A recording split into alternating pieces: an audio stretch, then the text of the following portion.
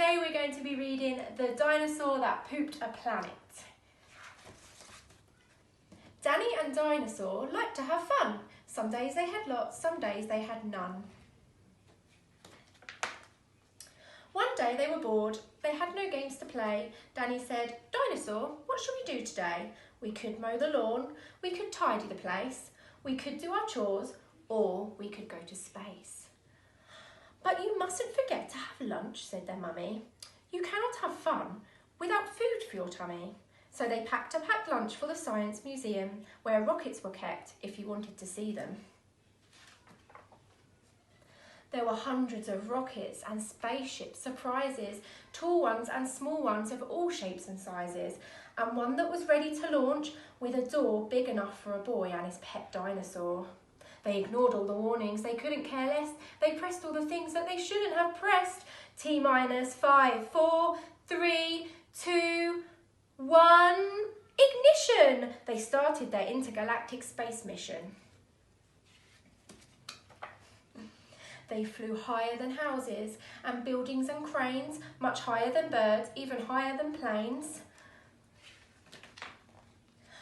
"We're in space," Danny yelled as they floated around, but the dinosaur's tongue made a rumbling sound. "Is it time to have lunch?" Danny looked at his watch. Then he looked all around for the dino's lunchbox. Danny started to worry, then started to panic. They'd left their packed lunches back home on their planet. So with no food on board, not the smallest of crumbs, a disastrous dinosaur feast had begun. It gobbled up gadgets and gizmos galore. Nothing was safe from the space dinosaur. Robots and ray guns and blinking red blinkers, eating things thought up by NASA's great thinkers. The hyperdrive gamma reactor machine was swallowed along with the space tractor beam. It chewed and it chomped on the spaceship controls. The rocket was dotted with dino tooth holes.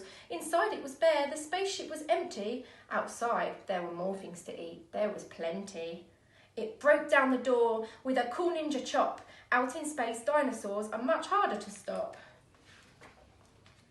It chomped on the moon like a big chunk of cheese, then shoved even more in its mouth with a squeeze. It munched on the Martians from Mars and their cats. Their cats are like ours, but their cats wear cool hats. Satellites, Saturn and 6 supernovas, shape-shifting saucers and 7 space rovers. It guzzled 5 gallons of fuel from the tank, and Danny's jaw dropped as he watched what it drank. With a crunch and a crack and a nom nom nom nom, in one dino gulp their rocket was gone. Now nothing was left. All Danny could see was a fat dinosaur where the rocket should be. And so they were stranded with no way back home. Just Danny and Dino in space all alone. Now Danny was crying. He cried and he cried. He cried and his tears filled his spacesuit inside. Unless they were going to stay there forever, the dinosaur needed to do something clever. With the feeling of guilt deep down in its gut, its brain brewed a plan involving its butt. It knew there was only one thing it could do to get them back home. It needed to poo! Like a poop-powered rocket, the dinosaur flew. Dan hopped on its back and he watched as it pooed. It pooped out the robots and ray guns and blinkers. The things NASA's thinkers thought up were now stinkers. It pooped out the moon, it pooped out the stars, it pooped the space rovers and Martians from Mars. When Danny looked back, he could see a poop trail far out in space to the dinosaur's tail. They headed for Earth and they started to orbit. It pooped on the clouds, but the clouds just absorbed it. They flew past the buildings and streets of their town, leaving the houses all smelly and brown, and finally landed back down on the ground. "Hooray," Danny cried, "we are home safe and sound."